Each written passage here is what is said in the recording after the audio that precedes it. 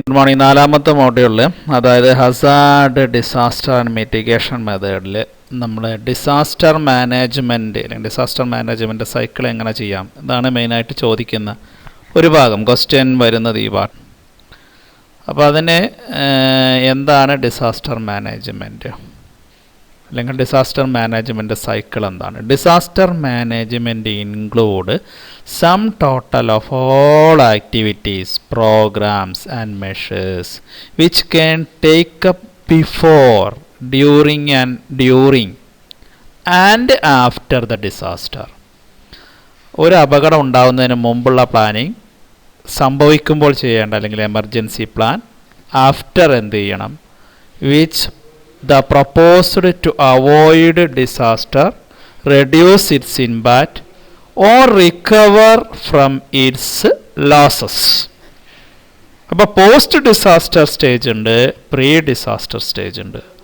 Post disaster സ്റ്റേജിലാണ് response, recovery, reconstruction. Pre disaster ആണ് prevention, mitigation and preparedness. So 3 stage ആയിട്ടാണ്. ആ 3 സ്റ്റേജിനെ കുറിച്ച് മാത്രമാണ് നമ്മൾ ഈ സ്ലൈഡുകൾ ഡിസ്കസ് ചെയ്യാൻ ഉദ്ദേശിച്ചുള്ളത്. Before a disaster, during a disaster, I mean emergency, and post disaster stage. Then first we going on pre disaster stage.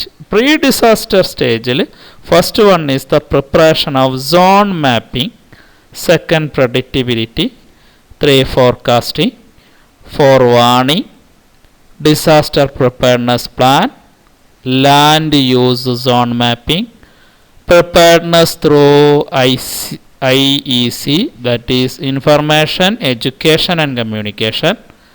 അതിൻ്റെ ഏറ്റവും ആദ്യ ഭാഗമാണ് ഹസാർഡ് സോൺ മാപ്പിംഗ്.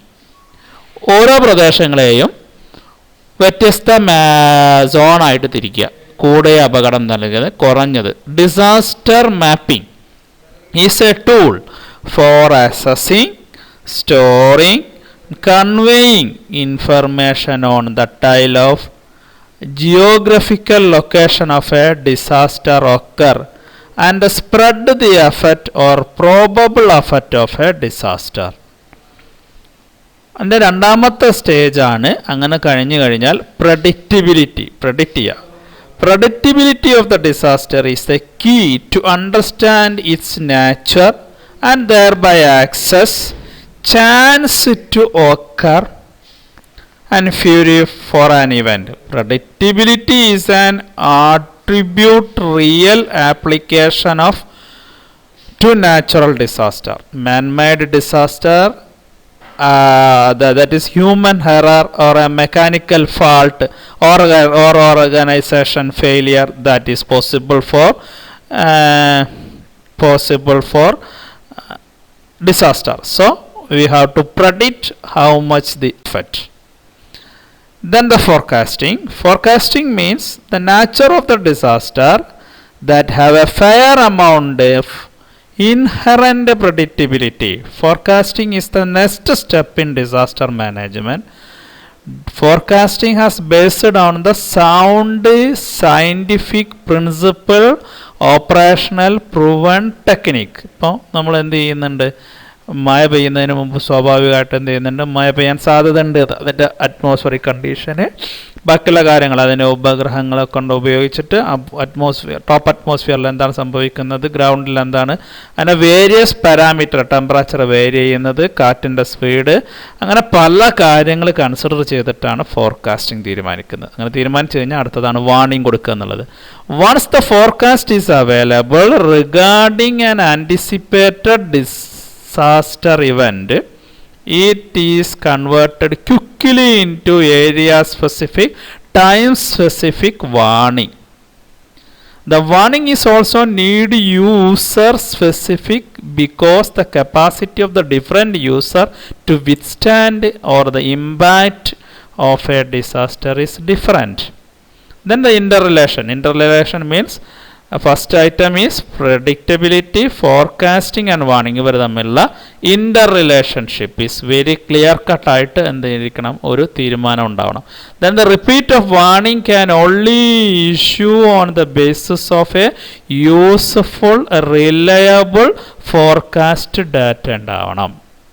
വലിയ കാര്യമൊന്നുമില്ല. ഇത് എന്താണ്, കുറേ ടേമുകൾ നമ്മളിങ്ങനെ പഠിക്കുന്നു എന്ന് മാത്രമേ ഉള്ളൂ. എന്താണ് ചെയ്യുന്നത് യഥാർത്ഥത്തിൽ? ഇന്ന സ്ഥലത്ത് ഇന്ന സമയത്ത് കാറ്റ് വീശും അല്ലെങ്കിൽ എർത്ത് ഉണ്ടാവും എന്ന കാര്യമാണ് പ്രീ ഡിസാസ്റ്റർ സ്റ്റേജിലെ ഫസ്റ്റ് കാര്യമെന്ന് പറയുന്നത്. സോൺ മാപ്പിംഗ് എന്ന് പറയുന്നത്, സോൺ മാപ്പിൽ ഓൾറെഡി എന്ത് മാർക്ക് ചെയ്തിട്ടുണ്ടായിരിക്കും, ഓൾറെഡി പ്രിപ്പയർഡ് ആയ സാധനമാണ് സോൺ മാപ്പിംഗ് എന്ന് പറഞ്ഞത്. സോ ഡിസാസ്റ്റർ പ്രിപ്പയർഡ്നെസ് പ്ലാൻ ഇതൊക്കെ നമ്മൾ അറിഞ്ഞു കഴിയുമ്പോഴേക്കും എന്ത് ചെയ്യേണ്ടതുണ്ട്, ഇങ്ങനെ ഒരു 2 ദിവസം മുമ്പോ അല്ലെങ്കിൽ ഒരാഴ്ച മുമ്പോ നമ്മൾ അറിയുകയാണെങ്കിൽ എന്തൊക്കെ പ്ലാനുകളാണ് പ്രിപ്പയർ ചെയ്യേണ്ടത്. ഒന്നാമതായിട്ട് disaster preparedness plan at any level. Second, provide identification and risk analysis. Third one, indicate the value of resource, demography, ഭൂമിയുടെ കിടപ്പ് എങ്ങനെയാണ്, organisation step up, administration facility for state level, district level, local level. Then the list of preparedness and mitigation measures and response mechanism. Define a specific role and responsibility for various officials at various level. Ensure the network coordination, media, NGOs, international agencies, other stakeholders. Then the disaster preparedness plan facility, first one, to clarify the authority, set up a responsibility and relationship and the coordination. The pre-disaster സ്റ്റേജിലുള്ള മറ്റൊരു കാര്യമാണ് land use zoning എന്ന് പറയുന്നത്. Land use policy plan setup, ഇത് കുറച്ചും കൂടെ എന്താണ്, pre disaster കുറച്ചും കൂടി കൂടുതൽ സമയം കിട്ടും. ഇപ്പോൾ എർത്ത് സ്ഥലമാണെങ്കിൽ അവിടെ നമ്മൾ ബിൽഡിംഗ് വെക്കുകയാണെങ്കിൽ അതിനെങ്ങനെ പെർമിഷൻ കൊടുക്കാം. So plan setting, social and economic and environmental goal of comprehensive land development and their stage of land development. Land ownership, then land value, land use. ഇതെല്ലാം നമുക്ക് എന്തിൽ നിന്നാണ് തീരുമാനിക്കുന്നത്? ഈ ലാൻഡ് സോൺ മാപ്പിങ്ങിലൂടെ നേരത്തെ തന്നെ മുൻകൂട്ടി തന്നെ ആർക്ക് നിർദ്ദേശം കൊടുക്കുക, അതിൻ്റെ അധികാരികൾക്ക് ഇന്ന കാര്യങ്ങൾക്ക് വേണ്ടി മാത്രമേ ആ ഭൂമി ഉപയോഗിക്കാവൂ, അല്ലെങ്കിൽ വർക്ക് ചെയ്യുകയാണെങ്കിൽ ഇന്ന രീതിയിൽ ചെയ്യണം എന്ന കാര്യങ്ങൾ പറയാൻ പറ്റും. ലാൻഡ് സ്ലൈഡിനും എർത്ത് ഇത് വളരെ നിർബന്ധമായിട്ട് ഉപയോഗിക്കാൻ കഴിയുന്ന കാര്യങ്ങളാണ്. ദെൻ അടുത്ത സ്റ്റെപ്പ്, ഇപ്പോൾ സോൺ മാപ്പിംഗ് കഴിഞ്ഞു, വാണിംഗ് അല്ലെങ്കിൽ പ്രഡിക്റ്റബിലിറ്റി കഴിഞ്ഞാൽ ഇനി വേണ്ടത് ഇൻഫർമേഷൻ എങ്ങനെ പാസ് ചെയ്യാം. സോ IEC ആണ്, preparedness through education, information and communication. So the first one is the information ആണ്. ആൻഡ് ഇൻഫർമേഷൻ എങ്ങനെ പാസ് ചെയ്യണം. Preparing the community four disaster management through information. ചിലപ്പോൾ അതൊരു ഡാറ്റ ആയിരിക്കാം, കാറ്റിൻ്റെ വേഗത കൂടുന്നതോ, ഭൂമിയിൽ ഉള്ളിൽ നിന്ന് സൗണ്ട് വരുന്നതോ, മഴ പെയ്യുന്നതോ ഒക്കെ ആയിരിക്കാം. ഇപ്പോൾ ലാൻഡ് സ്ലൈഡിനെ സംബന്ധിച്ച് മഴ പെയ്യുന്നതായിരിക്കും. So community should aware what is the key role അല്ലെങ്കിൽ what is the initial response from the realistic prospect. So then next one is the education means the awareness or creating address the value of people's questions and aware about the risk. Then the communication through mobile or communication through mass media or communication through paper printed. So the education and similarly an emergency communication system should be built up very earlier of the disaster occur. This is the process of knowledge transfer to community regarding disaster risk preparedness and mitigation measures. അപ്പോൾ എല്ലാവരും നമ്മൾ അറിയിച്ചു കഴിഞ്ഞു. So then the training for the various people to improve their knowledge, skill, attitude among to participating the rescuing of a disaster affected persons. അപ്പോൾ നമുക്കറിയാം, ഇപ്പോൾ വെള്ളപ്പൊക്കം ഉണ്ടായ സമയത്തൊക്കെ തന്നെ, അല്ലെങ്കിൽ ലാൻഡ് സ്ലൈഡ് ഉണ്ടാകുന്ന സമയത്തെല്ലാം തന്നെ ചില ആളുകൾ എന്ത് ചെയ്യാനായിട്ട് കഴിയുന്നുണ്ട്, അവർക്ക് നേരത്തെ ട്രെയിനിങ് കിട്ടിയ ആളുകൾ വന്ന് നമുക്ക് എന്ത് ചെയ്യാനായിട്ട് പറ്റും, സർവീസ് ചെയ്യാനായിട്ട് പറ്റുന്നുണ്ട്. പക്ഷേ വളരെ കുറഞ്ഞ ആളുകൾക്ക് മാത്രമേ നമ്മൾ ട്രെയിനിങ് ചെയ്തിട്ടുള്ളൂ എന്നുള്ളതാണ് അതിൻ്റെ ഒരു ദോഷം. So it is necessary for the knowledge and training for developing skill for immediate action. Then the community awareness. Awareness should be made community operation, preparedness, response, emergency plan, special instruction about warning, evacuation procedures, route mapping, and providing valuable section, especially women, children, and physically handicapped, mobilize their community member. So we are going on to അങ്ങനെ നമ്മളെല്ലാം prepared ആണ്, but the disaster will occur. At the moment the emergency plan, then emergency setup will be there. That is the emergency phase എപ്പോഴായിരിക്കും, സംഭവിച്ചു കഴിയുമ്പോഴാണ്, അപ്പോൾ ആ ഇൻസ്റ്റൻറ്റിലാണ്. എന്താണ് വേണ്ടത്? the mobilizing the necessary emergency service. അതിനുവേണ്ടി നമ്മൾ ചെയ്യുന്നത് training for research and rescue operation. അപ്പോൾ റെസ്ക്യൂ ഓപ്പറേഷനാണ് അല്ലെങ്കിൽ റിസർച്ച് ഓപ്പറേഷനാണ് ആദ്യം ചെയ്യേണ്ടത്.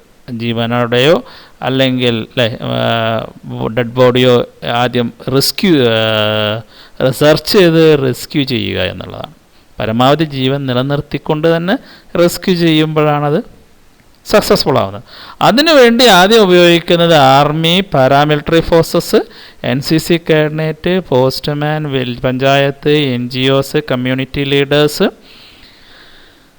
ദെൻ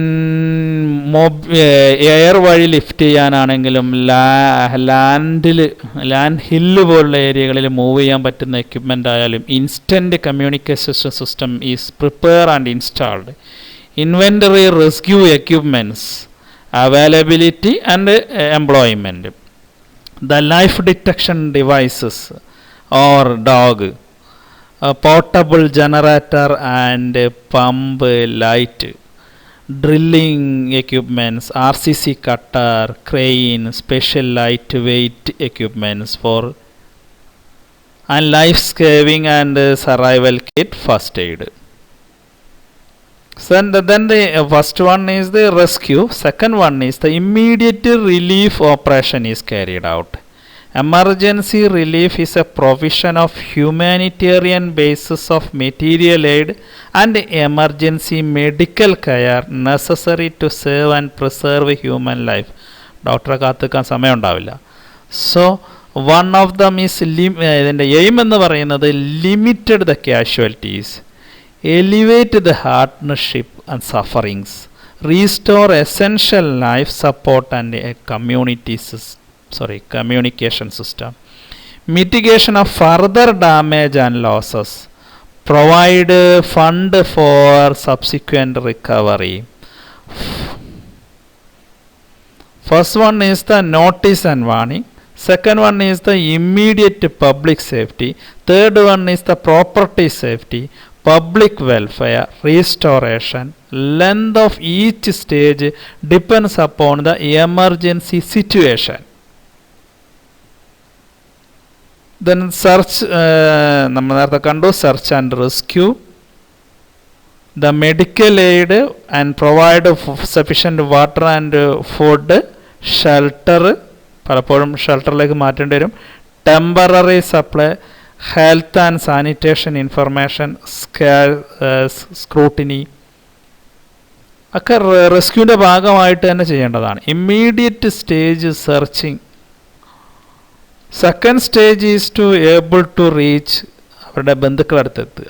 തേർഡ് സ്റ്റേജ് എന്ന് പറയുന്നത് സർവൈവേഴ്സിനെ സംബന്ധിച്ചുള്ള മെൻ്റലായിട്ടുള്ള ഡിപ്രഷൻസ് കുറയ്ക്കുക. Fourth stage is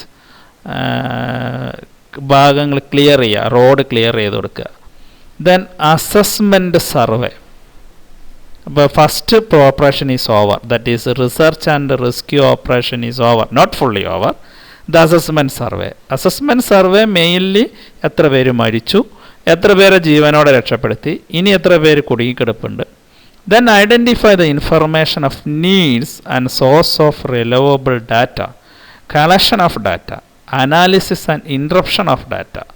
These are the assessment survey for human being. Similarly, the structure, infrastructures. Then the report conclusion, forecast, alternative, appropriate plan and decision makers. Then ഇപ്പം നമ്മൾ എന്ത് ചെയ്തു, അതരെ എന്ത് ചെയ്യാൻ പറ്റുള്ളൂ, ആ സംഭവിച്ചു കഴിഞ്ഞ ഉടനെ നമുക്ക് ചെയ്യാൻ കഴിയുന്ന കാര്യങ്ങൾ വളരെ കുറച്ച് കാര്യങ്ങളുള്ളൂ. എന്തായാലും പെട്ടെന്ന് ഹോസ്പിറ്റലിൽ എത്തിക്കുക, സ്ഥലം ക്ലിയർ ചെയ്ത് കൊടുക്കുക എന്നുള്ളത് മാത്രമാണ് emergency stage. Then the post disaster ഫേസിൽ first one is the response and relief, then rehabilitation and reconstruction, third one political administration, fourth one economic aspect, environmental impact, loss of resources, impact on investment climate, impact on non-formal sector, health sector, disaster management plan. So first one is response and relief. ആരെങ്കിലും തിരിഞ്ഞു നോക്കുക എന്നുള്ളതായിരിക്കും മിക്കവാറും അപകടം സംഭവിച്ചാൽ അവിടെ ഏറ്റവും ആവശ്യമുള്ള കാര്യം. then അവർക്ക് വേണ്ട റിലീഫ് കൊടുക്കുക. rescue of affected people, distributing basic needs, water, food, cloth, shelter, medical care within hours. Then identify, then rehabilitation. Rehabilitation period provide weeks or month.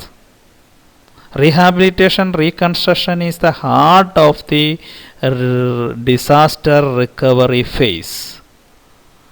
Then the rehabilitation based on the social, cultural and economic and political other factors. The major rehabilitation based on the physical, social and psychological effect can reduce. Then similarly, the balance between economic, social and psychological needs, focusing the key issue, encouraging the flexibility and adaptiveness.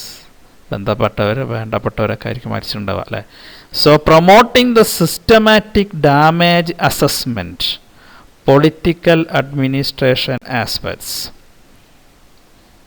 Then the political administration effect. നമ്മളെ നാട്ടിലുള്ള ഒരു പ്രത്യേകത എന്ന് പറഞ്ഞു കഴിഞ്ഞാൽ ഒരു അപകടം ഉണ്ടായ ശേഷമാണ് എപ്പോഴും എന്ത് ചെയ്യുക, ആളുകൾ ഉണർന്ന് പ്രവർത്തിക്കുക. അപ്പോഴാണ് നമ്മളവിടെ കോറി ഉണ്ടെങ്കിൽ അത് വേണ്ട, അല്ലെങ്കിൽ വെള്ളം പോകുന്ന ചാല് ക്ലിയർ ചെയ്യണം മഴയ്ക്ക് മുമ്പ്, ബ്ലോക്കേജ് ഉണ്ടാവരുത് എന്ന കാര്യങ്ങളൊക്കെ നമ്മൾ ആലോചിക്കുന്ന അപ്പോഴായിരിക്കും. പക്ഷെ അതിനേക്കാൾ മുമ്പേ അത് തീരുമാനിക്കാൻ വേണ്ടി ഗവൺമെൻറ്റിനെ പ്രോത്സാഹിപ്പിക്കുക. So recovery from major disaster event is necessity for large quantity of material and human resource. ആവശ്യമായി വരുന്ന കാര്യമാണ്. അപ്പോൾ ഫണ്ട് അതിന് മുമ്പ് പൊളിറ്റിക്കൽ അഡ്മിനിസ്ട്രേഷനിൽ വഴി അത് ശേഖരിച്ച് വെക്കേണ്ടതാണ്. ഫോളോയിങ് വേരിയസ് ലെവൽ ഓഫ് സെക്ടേഴ്സിൽ വേരിയസ് ഡിസിഷൻ എടുക്കേണ്ടി വരുന്ന കേസാണ്. ഗവൺമെൻറ്റിനെ സംബന്ധിച്ച് നേരത്തെ തന്നെ to ensure the integrating plan, financial and implementation of recovery, reconstruction continuously and without interruption. Then economic effect, അതിന് ശേഷമാണ് നമ്മൾ എക്കണോമിക് എഫക്റ്റ് സർവേ ചെയ്യുന്നത്. ഗവൺമെൻറ് ഫേസിങ് വലിയ അപകടം ഉണ്ടായിക്കഴിഞ്ഞാൽ ഓട്ടോമാറ്റിക്കായിട്ട് വലിയ വെള്ളപ്പൊക്കം പോലുള്ള കാര്യങ്ങൾ, ഒരു എപ്പിഡമിക് ഒക്കെ ഉണ്ടായിക്കഴിഞ്ഞാൽ സ്വാഭാവികമായും വരുന്ന ഒരു പ്രശ്നം എന്ന് പറയുന്നത് പൈസ, പല സാധനങ്ങളും നഷ്ടപ്പെട്ടിട്ടുണ്ടാകും. സോ റീബിൽഡ് ചെയ്യുക എന്ന് പറഞ്ഞാൽ damage of both local economy and physical environment rich കൺട്രീസിനെ സംബന്ധിച്ച് രണ്ടും നടക്കും. അതായത് ഡെവലപ്മെൻറ്റും ചെയ്യാം, അവരുടെ കയ്യിലുള്ള അഡീഷണൽ പണം ഉപയോഗിച്ച് ഡെവലപ്മെൻറ്റും നടത്താം, നിലവിലെ പണം ഉപയോഗിച്ചുകൊണ്ട് എന്ത് ചെയ്യുകയും ചെയ്യാം, അവർക്ക് ഡിസാസ്റ്റർ മേക്കപ്പ് ചെയ്യാം, റീകൺസ്ട്രക്ഷൻ പ്രോസസ്സ് മുന്നോട്ട് കൊണ്ടുപോവുകയും ചെയ്യാം. പക്ഷേ സാധാരണ ആളുകളെ സംബന്ധിച്ചിടത്തോളം, ചെറിയ കൺട്രീസിനെ സംബന്ധിച്ച് അത് കഴിയില്ല. പ്രത്യേകിച്ചും ആദ്യം നമ്മൾ അഗ്രികൾച്ചർ ഇൻഡസ്ട്രീസിൻ്റെയും റാപ്പിഡായിട്ട് റീപ്രൊഡ്യൂസ് ചെയ്യേണ്ടി വരും. ഇല്ല എങ്കിൽ ആഫറ്റ് എന്തായിരിക്കും, കൃഷിസ്ഥലമാണ് നഷ്ടപ്പെടുന്നുണ്ടെങ്കിൽ അത്. So the logic is the damaged economy get back on its feet rapidly. സ്വന്തം കാലം നിൽക്കാൻ പറ്റുന്ന അവസ്ഥ വേഗം കൊണ്ടുവരുന്നതിനെയാണ് അതൊരു മോട്ടോറിങ്, അല്ലെങ്കിൽ അതൊരു മുന്നോട്ട് നയിക്കുന്ന ശക്തിയായി മാറണം ഫിസിക്കൽ റീബിൽഡിംഗ് എന്ന് പറയുന്നത്. ഇനി relationship between disaster and development ആണ്. ഡിസാസ്റ്റർ എപ്പോഴും എന്താണ് സംഭവിച്ചിട്ടുണ്ടായിരിക്കുക, അതുവരെ ഉണ്ടായിരുന്ന ഡെവലപ്മെൻറ്റിനെ തകർക്കുകയാണ് ചെയ്യുന്നത്. Effectiveness of development, the resource allocation, they may be complex, they will be collapsed, mechanical disturbance.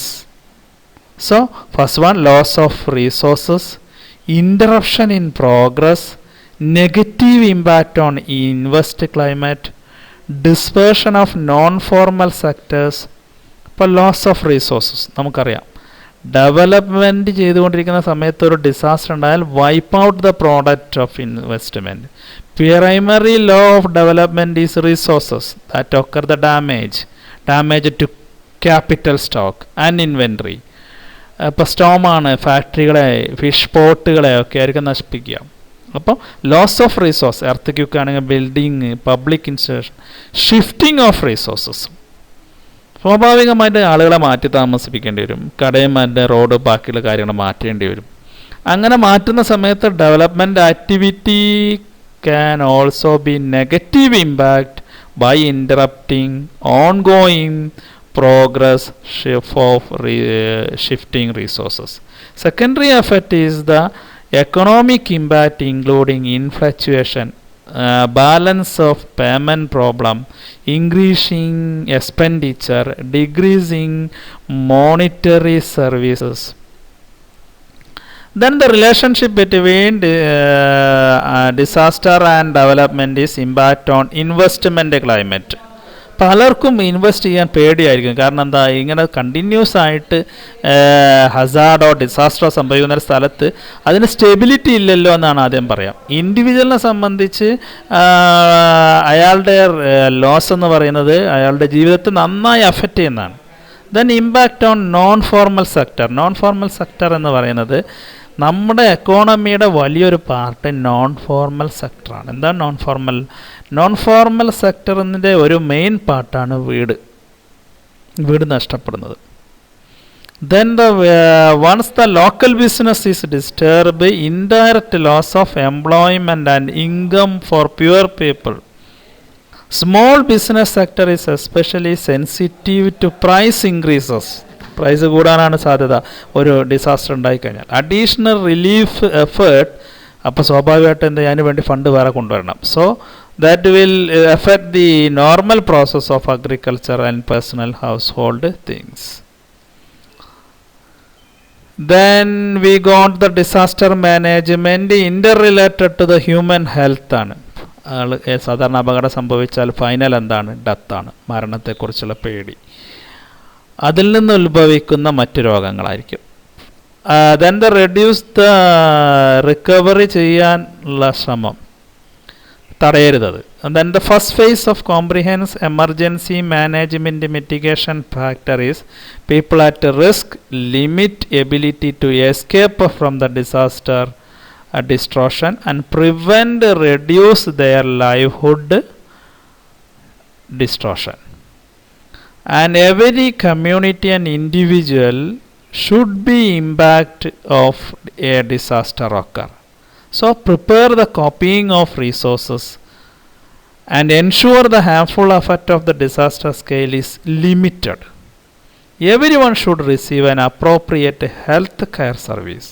Disaster impact is dramatically change the health need for community and individual.